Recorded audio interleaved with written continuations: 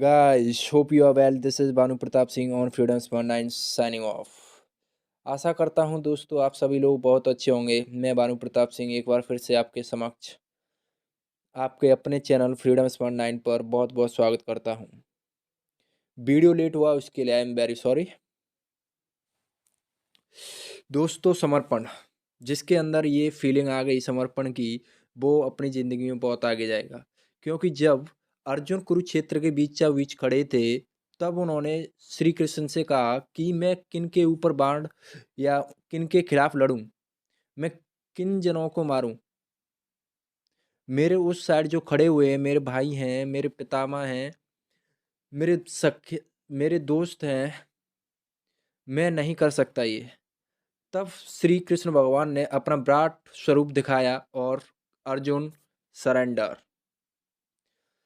इसी प्रकार दोस्तों जब स्वामी विवेकानंद जी का बहसबाजी हुई अपने गुरु स्वामी रामकृष्ण परमहंस के साथ, तब भी उन्होंने स्वामी कृष्ण परमहंस जो थे उन्होंने अपना पूरा विराट रूपी दर्शन दिखाया स्वामी विवेकानंद को और स्वामी विवेकानंद सरेंडर। दोस्तों ज्ञानी व्यक्ति ज्ञान और कर्म को एक ही रूप में देखता है और वही सही मायने में देखता है। जो इन दोनों चीज़ों को मिलाकर देखता है ना दोस्तों, वही सही मायने में देखता है। अगर तुम कर्म को अलग देखने जा रहे हो और ज्ञान, जो तुम्हारा कर्म और ज्ञान अलग नहीं हो सकते कभी, दोनों एक ही चीज़ होती हैं दोस्तों। अगर उन्हें आप लोग जब करने जाओगे तब एक ही चीज़ होती है। क्योंकि बिना ज्ञान के आप कर्म कर नहीं सकते और बिना कर्म के आप ज्ञानी हो नहीं सकते। ये बात बिल्कुल फैक्ट है। चलो आज हम बात करेंगे अपने सरदार Vallabhbhai Patel, one of the most famous personality of India, even famous in the world. यानी कि जो विश्व विख्यात और भारत विख्यात में पूरे जिन्हें जाना जाता है लोह पुरुष के नाम से, यानी आयरन मैन ऑफ इंडिया। दोस्तों जो सोर्सेस हैं हमारे, वो मैंने आपके गूगल से लिए हैं। ज़्यादातर जो भी इनका जो डेटा रहा है पूरा गूगल से लिया है और स्टडी आईक्यू से लिया है और आपका review of the books, words of the freedom, idea of the Nations से लिया गया पूरा डाटा है दोस्तों। ठीक है, तो आज जो हम पढ़ेंगे दोस्तों वो सरदार वल्लभ भाई पटेल का पहला पार्ट होगा। मैं भानु प्रताप सिंह। यार दोस्तों चैनल का ग्रोथ कराओ दोस्तों, है ना। चलो स्टार्ट करते दोस्तों। पहले हम ये जान लेते हैं कि हमें पॉइंट्स ऑफ डिस्कशन यानी किन किन पॉइंटों के बारे में डिस्कस करना है। पहले देखेंगे दोस्तों हम बायोग्राफी एंड इंडियन हिस्ट्री। दोस्तों बायोग्राफी के साथ साथ हम इंडियन हिस्ट्री भी देखेंगे। तो दोस्तों मेरे साथ जुड़े रहिए, ठीक है। कम से कम 5 मिनट रुकिए। अगर उसके बाद आपको जाने का मन करे तो आप बेशक जा सकते हैं, लेकिन 5 मिनट के बाद मैं गारंटी लेता हूँ दोस्तों आपका मन हटेगा ही नहीं, अगर आपने फ्लो के साथ मेरे साथ पढ़ा और मेरे को सही से सुना तो। ठीक है, चलो तो पहले देखेंगे दोस्तों इनकी बायोग्राफी एंड इंडियन हिस्ट्री, साथ साथ में देखेंगे बायोग्राफी के साथ साथ में इंडियन हिस्ट्री। दूसरा देखेंगे इनके related events like Indian history, भारतीय इतिहास, world war second, United state और पुलिस रिफॉर्म्स। दोस्तों इन्हें पुलिस रिफॉर्म्स यानी कि सिविल सर्वेंट्स जो होते थे उनका इन्हें पितामह कहा जाता है। नेक्स्ट देखें इनके नेशनल बिल्डिंग आइडियाज। दोस्तों जैसा कि मैंने बताया था आज का जो इन्फॉर्मेशन शॉर्ट वीडियो था उसमें कि शायद अगर सरदार वल्लभ भाई पटेल ना होते तो आप लोग दिल्ली से यूपी आने के लिए आपको एक पासपोर्ट और वीज़ा की ज़रूरत पड़ती। ठीक है, चौथा इसके बारे में देखेंगे हम रिलेशनशिप विद वेदा हो गया, सॉरी दोस्तों यहाँ पे एडिटिंग में थोड़ा मिस्टेक हो गया। रिलेशनशिप विद जवाहरलाल नेहरू, महात्मा गांधी, ठीक है, इनके साथ भी इनका रिलेशन देखेंगे। दोस्तों जो तुम्हारे मैं अगर ये कहूँ कि तुम्हारे जो सरदार पटेल थे जी थे, वो एक गर्म और शांत स्वभाव के दोनों तरीके के नेता थे भाई वो, ठीक है। लेकिन जो तुम्हारे जवाहरलाल नेहरू थे वो नॉन वायलेंस, महात्मा गांधी टोटली नॉन वायलेंस, ठीक है। लेकिन अगर मैं बात करता हूँ दोस्तों सरदार वल्लभ भाई पटेल की, तो वो वॉयलेंस और नॉन वॉयलेंस दोनों ही अपनी मतलब सिचुएशन के हिसाब से अपना रिएक्ट करते थे, ठीक है। इनके बारे में जो फैक्ट हैं वगैरह, जो फैक्ट हैं उनको देख लेते हैं ज़रा। इनका जो पूरा नाम है दोस्तों वो वल्लभ भाई जावेर भाई पटेल है। और जो फेमस है किन किन नामों से, आयरन मैन ऑफ इंडिया, भाई साहब असली वाले आयरन मैन ऑफ इंडिया हैं ये अमेरिका के जो टीवी सीरियल या मूवी वगैरह आती है नहीं है उसके नहीं है, ये real iron man of India है ये। Bismarck of India, Bismarck of India दोस्तों इसीलिए कहा जाता है इनको क्योंकि जब जर्मनी को बिस्मार्क ने 1860 में यानी कि 1860 में जर्मनी का एकीकरण किया था, तो उसी की धारणा से जब जैसे ही इन्होंने इंडिया में वही काम सेम किया, इन्होंने भारत में सेम काम इन्होंने किया सरदार वल्लभ भाई पटेल ने, तो इसीलिए इनको बिस्मार्क ऑफ इंडिया कहा जाता है, ठीक है। इनका जन्म दोस्तों तुम्हारा 31 अक्टूबर यानी 31 अक्टूबर 1875 में 1875 में हुआ था। और ये हुआ था कहाँ भाई, बॉम्बे प्रेसिडेंसी नायवा वार्ड गुजरात में हुआ था। और इनकी जो स्वर्गवास हुआ था दोस्तों वो आपका 15 दिसंबर 1950 यानी कि 15 दिसंबर 1950 को हुआ था। और इन्हें भारत रत्न भी मिला है दोस्तों, वो मिला था आपका 1991। और इनके जो प्रोफेशन था इनका वो था आपका फर्स्ट, देखो भाई इनको बैरिस्टर भी थे ये, आपके पॉलिटिशियन भी थे। और यानी कि प्रोफेशन का मतलब उनका जो कार्य था उनका, ठीक है, उनका पद वगैरह जो क्या था वो चीज़ बता रहा हूँ मैं। यानी first home minister of India भी थे और उसके साथ साथ आपके फर्स्ट डिप्टी पीएम भी थे, ठीक है। आगे बढ़ते हैं दोस्तों।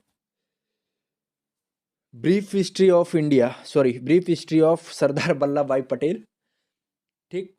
चलो दोस्तों, अगर मैं ये कहूँ कि Mahatma Gandhi totally non violence और Jawaharlal Nehru totally non violence, but if I am talking about दोस्तों Sardar Vallabhbhai Patel, he was violence as well as non violence, it's depend on conditions.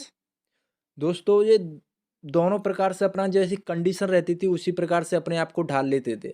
अगर लग रहा है यहाँ पे, अगर मुझे यहाँ पे वॉयलेंस से मेरा काम हो रहा है तो वो वॉयलेंस दिखाते, अगर लग रहा है यहाँ पे मेरा शांति से काम हो जाता है तो वो शांति से काम निकालते, ठीक है। कुछ इस तरीके का इनका बिहेवियर था। लेकिन मैं दोस्तों एक ही बात कहूँगा कि नॉन वॉयलेंस जैसा हथियार आपको कहीं नहीं मिलेगा। नॉन वॉयलेंस को मैं इसीलिए बड़ा हथियार बता रहा हूँ एज कम्पेयर टू वॉयलेंस, क्योंकि दोस्तों देखो जब भी आप कोई आंदोलन वगैरह करते हो, ठीक है, जब आंदोलन करते हो आपको तो पुलिस क्या करती है, अगर आपने भड़कालू जो भड़काऊ भड़काऊ अगर आपने बयान दिया या वहाँ पे लड़ाई झगड़ा कर रहे हो तो पुलिस को पूरा अधिकार होता है भाई साहब तुम्हारे पीछे लठ बजाने का।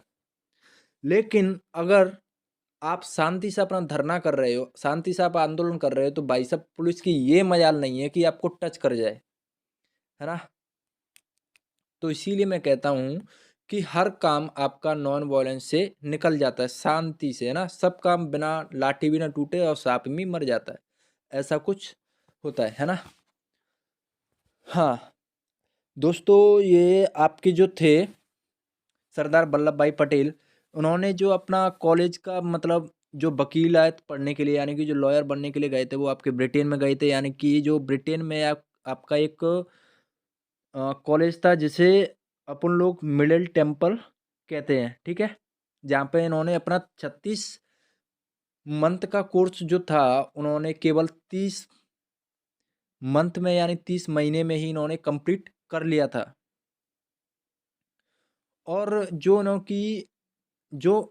इनकी आपकी मैट्रिक पास हुई थी वो जो गए थे वहाँ पे वो 1909 के बाद सीधे चले गए थे वहाँ पे अपना मिडिल में क्या बोलते हैं उसे, मिडिल टेम्पल में तैयारी करने के लिए, ठीक है। और भाई साहब देखो, अपन लोग आज के ज़माने में क्या करते हैं कि अपन लोगों को सब कुछ सुविधा मिलता है, उसके बाद भी नहीं पढ़ते।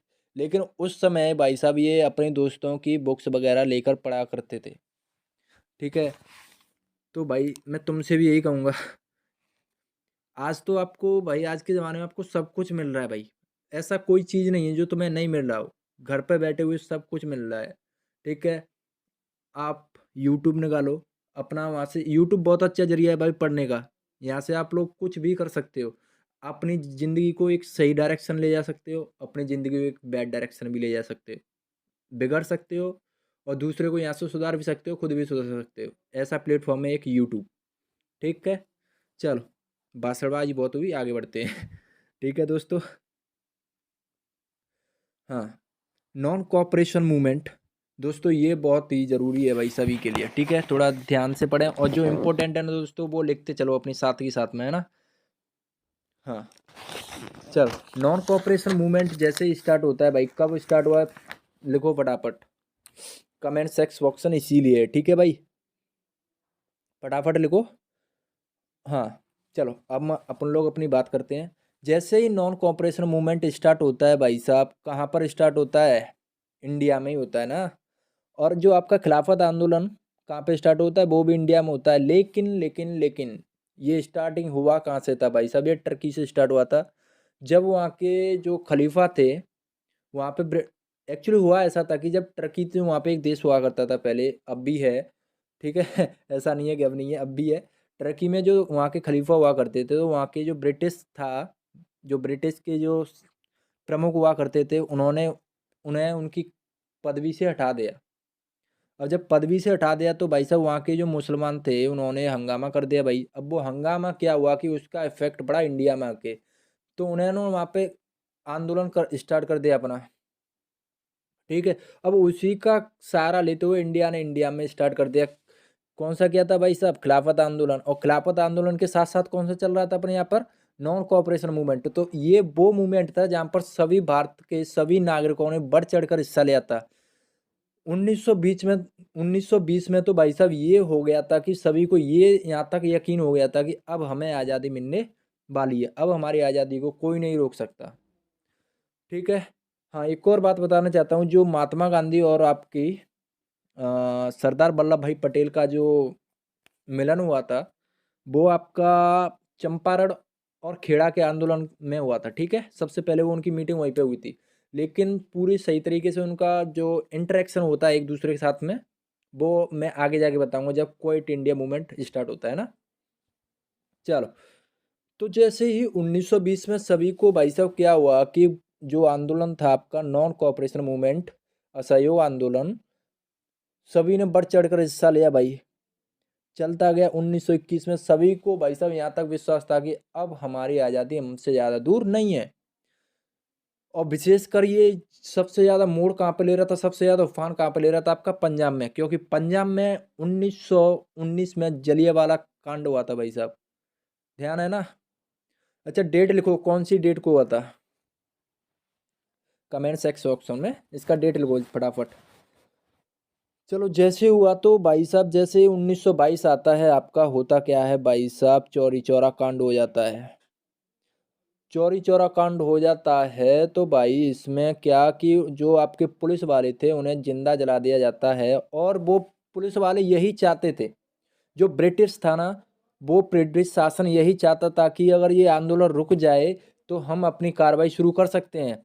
और उन्होंने वो कर दिया। इतने चालाक होते थे भाई साहब वो ब्रिटिश आदमी, ठीक है।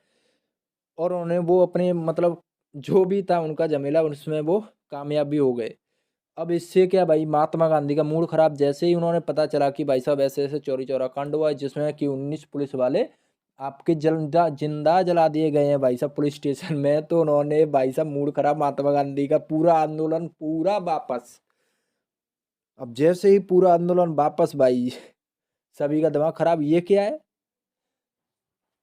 भाई। देखो, जो 1922 में जो आंदोलन वापस लिया उसके खिलाफ तो मैं भी कहूँगा कि उस समय अगर मैं भी होता तो मैं भी खिलाफ ही होता, ठीक है। लेकिन उस समय हम ये भी नहीं कह सकते कि महात्मा गांधी गलत थे, ठीक है। उनका अपना एक सोचने का तरीका था, वो अपने हिसाब से उन्होंने जो भी किया, वो हमेशा क्या थे, आप लोग सभी जानते हो यार, वो अहिंसा के पुजारी कहे जाते हैं उन्हें, ठीक है। और आप में से बहुत सारे लोग ऐसे भी होंगे जो इन्हें पसंद करते होंगे, और कुछ लोग ऐसे भी होंगे जो इन्हें नापसंद करते होंगे, ठीक है। लेकिन पढ़ना तो तब भी पड़ेगा भाई, ठीक है। हुँ।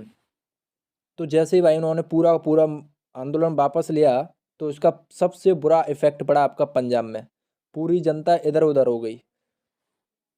और देखो भाई, इसको वापस ना लेने के कारण मैं ये बताता हूँ कि यार जनता है यार, एक बार ही मतलब आपके पास साथ में समय निकाल सकती है, बार-बार नहीं निकाल सकती ना। आप ही बताओ, मैं आपसे अगर बोलता हूँ कि आप लोग मेरे साथ ये काम कर लो, तो ठीक है, मैं आपसे हाथ जोड़कर विनती करके कैसे भी करके आप लोगों को अपने एक बार साथ ले जा सकता हूँ, ठीक है। दोबारा उतनी भीड़ इकट्ठी नहीं कर सकता सेम पर्पज़ के लिए, कभी नहीं कर सकता। क्योंकि जनता के पास कोई फालतू टाइम तो नहीं है भाई उस समय, ठीक है। वो भी उन्हें भी अपना काम करना होता था। ठीक है भाई, यहाँ से आगे बढ़ते हैं। पूरा आंदोलन जैसे ही वापस होता है, तो लेकिन इससे एक अच्छी बात क्या होती है कि यहाँ से आपके क्रांतिकारियों का जन्म होता है।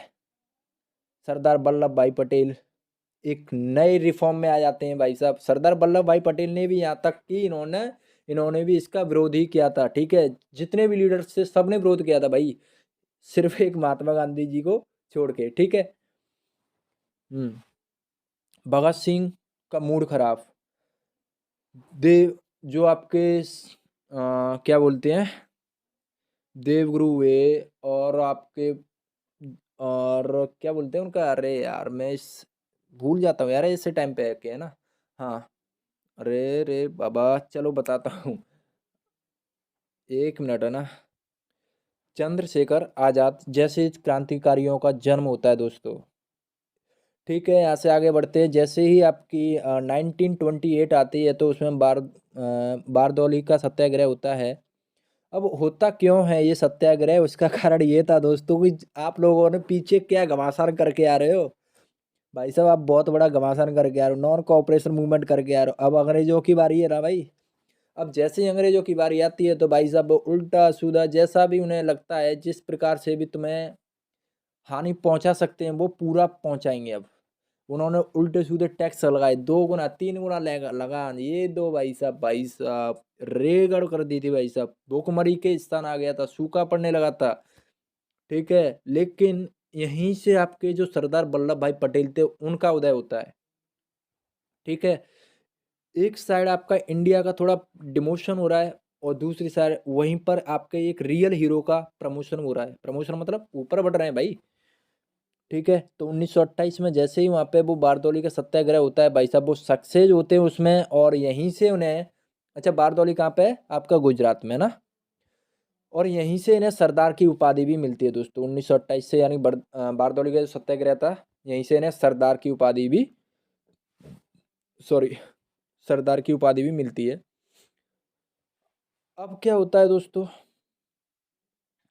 अब जैसे ही आपकी 1932 आती है, यानी कि 1932 आता है दोस्तों, बीच में जो इससे रिलेटेड नहीं है, जो सरदार पटेल भाई साहब से, सरदार वल्लभ भाई पटेल से, मैं उससे छोड़ के चलता हूँ, ठीक है। तो पूरा तो नहीं करा पाऊंगा यहाँ पे, है ना। तो उसके लिए तो मैं अगल से कोई सीरीज स्टार्ट करूँगा तब पूरा कराऊंगा, है ना।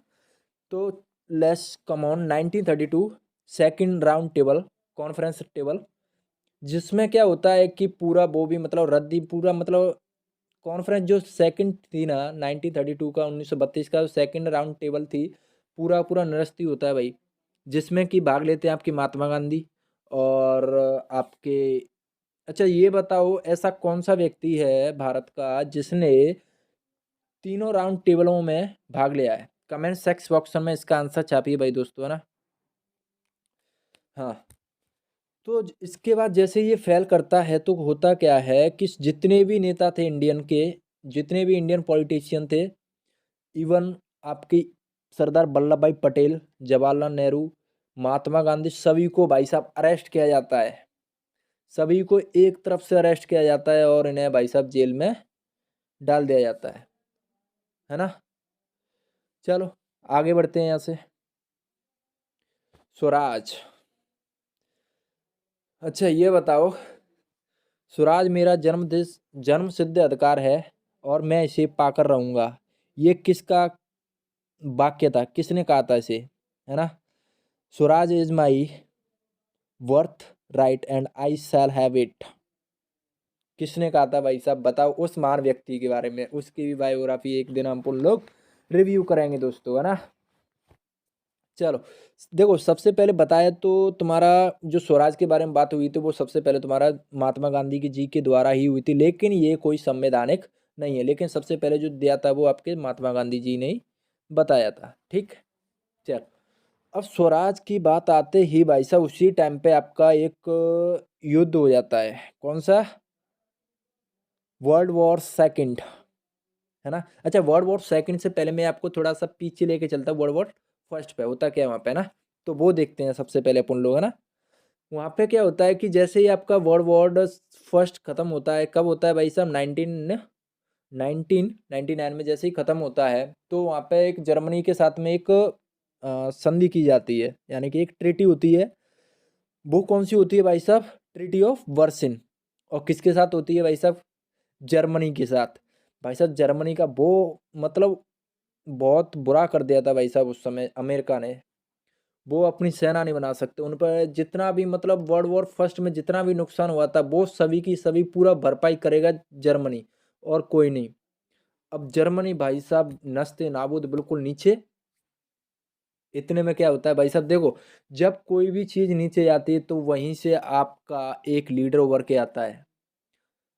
आप लोगों ने भी सुना होगा कि आवश्यकता ही आविष्कार की जननी है, ठीक है? यानी कि मुसीबत में ही बड़े बड़े काम निकल के आते हैं, है ना?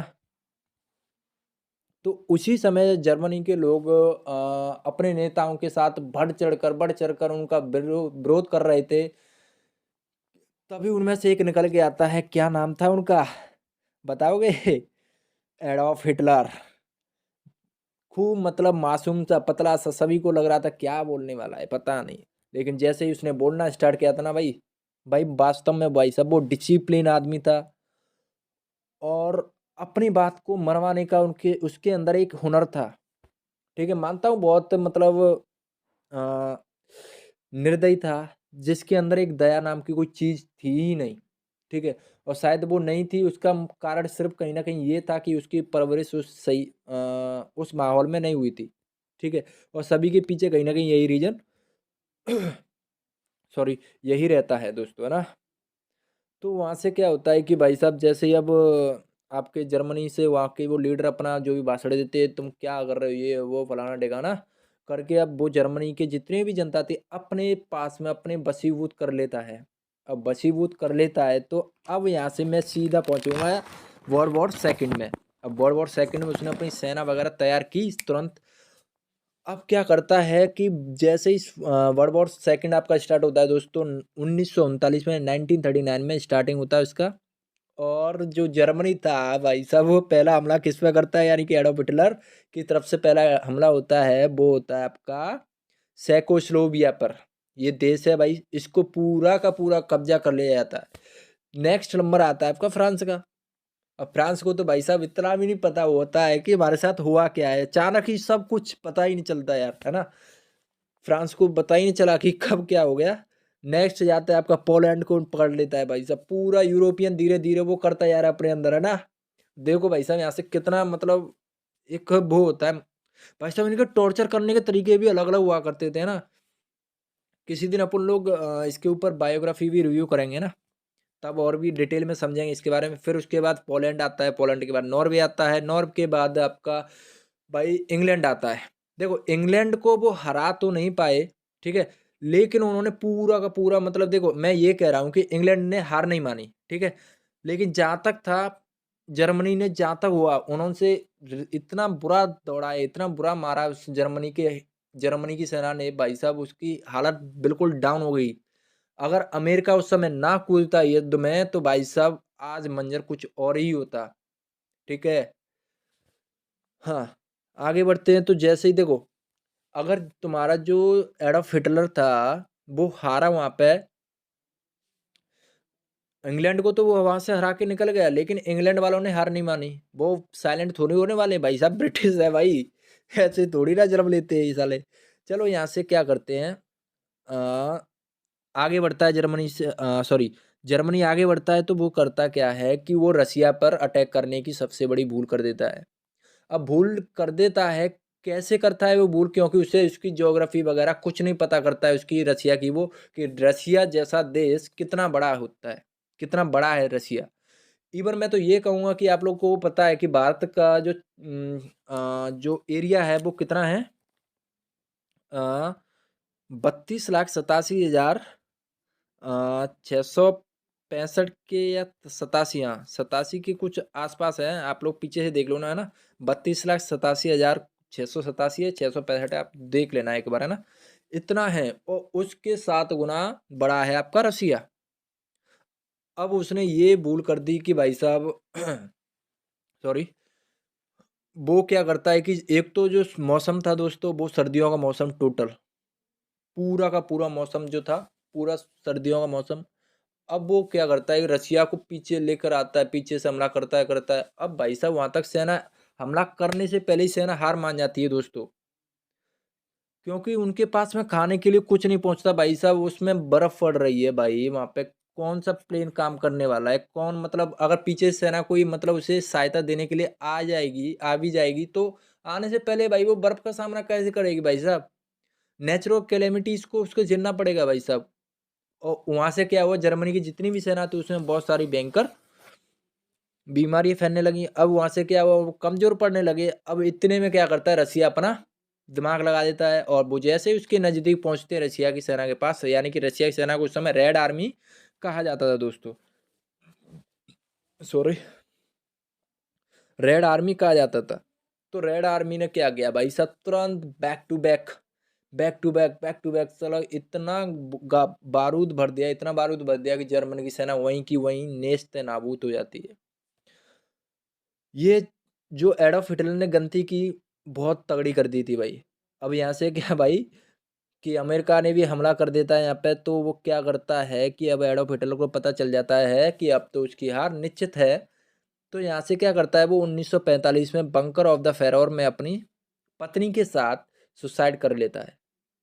उसे दूसरों के हाथों मरना मंजूर नहीं था, अपनी पत्नी के साथ सुसाइड कर लेता है। नेक्स्ट आपका जो आता है, उसके बाद जापान, जापान क्या करता है, अटैक कर देता है पर्ल हार्बर पर, जो कि किसका होता है, अमेरिका का होता है, ठीक है। अमेरिका का एक हवाई जहाज होता है, क्या बोलते हैं, सॉरी हवाई जहाज नहीं, वाटर शिप होता है वो, जो काफ़ी बड़ा होता है ना, क्या बोलते हैं उसे यार, एक, भाई चलो आगे बताता हूँ यार, दिमाग से निकल गया। हाँ, उस पे पर्ल हार्बर पे क्या कर देता है वो, अटैक करता है, तो अमेरिका यहाँ से क्या सनक गया भाई। अमेरिका की बुद्धि खराब, वहां से अमेरिका लगातार 2 न्यूक्लियर बॉम्ब दाग देता है जापान के ऊपर, और जापान की हालत बहुत बेकार हो जाती है। यहीं से आपकी यूनाइटेड स्टेट की स्थापना होती है, यूनाइटेड नेशंस यानी कि की स्थापना होती है। और जिसमें से कि परमानेंट मेंबर जो चुने गए थे वो आपके 5 थे। कौन कौन से थे, अमेरिका यानी कि यूएसए, और आपका रसिया, और आपका चाइना, नेक्स्ट आपका इंग्लैंड, और पांचवा था कौन सा था, अरे बताओ भाई, फ्रांस था भाई, है ना। कौन सा था, फ्रांस। अच्छा, चाइना को क्या किया कि ये चाइना को ना मिला, किसकी वजह से, इंडिया की वजह से इसको परमानेंट मेंबर के सीट मिली से, है ना। और इंडिया में भी किसकी वजह से भाई, जवाहरलाल नेहरू की वजह से। वो अपने अलग अलग रीजन थे, ठीक है।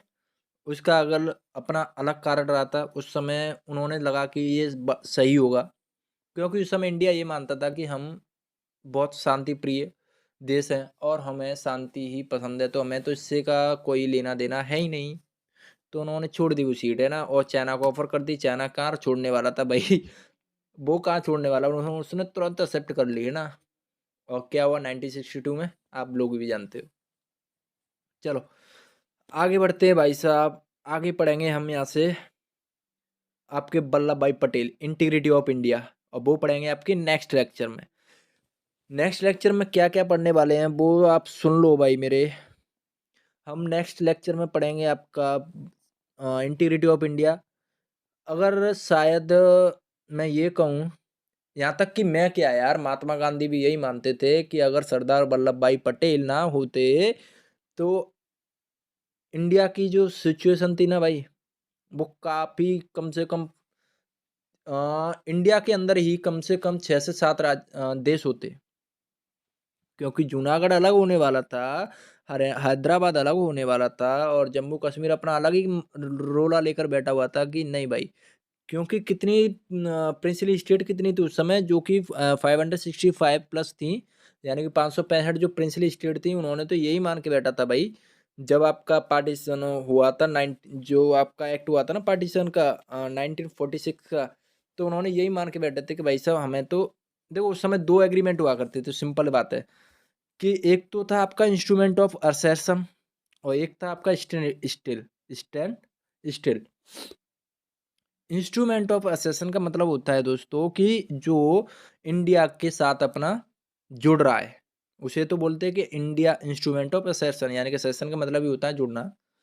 और स्टैंड स्टिल यानी कि वो अपना ना तो पाकिस्तान में जाए ना हिंदुस्तान में आए, वो सिर्फ वहीं पे रहने वाला है, मतलब अपने आज़ादी के साथ जो भी चाहता है वो कर सकता है, ठीक है, ये सब था, है ना।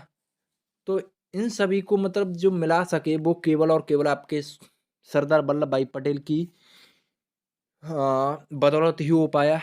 तो नेक्स्ट लेक्चर में उनके बारे में जानेंगे। Thank you for watching. And दोस्तों आपसे एक बात कहूँगा भाई, प्लीज़ जितना भी पढ़ रहे हो, keep it and keep it your mind and write down, जो भी आपके इम्पोर्टेंट होता है भाई, सभी को राइट डाउन करते जाओ, है ना। और चैनल को यार सब्सक्राइब करवाओ यार, है ना, अपने यार दोस्तों में। मिलते हैं फिर नेक्स्ट लेक्चर में। खुश रहो, आबाद रहो, धन्यवाद, थैंक यू।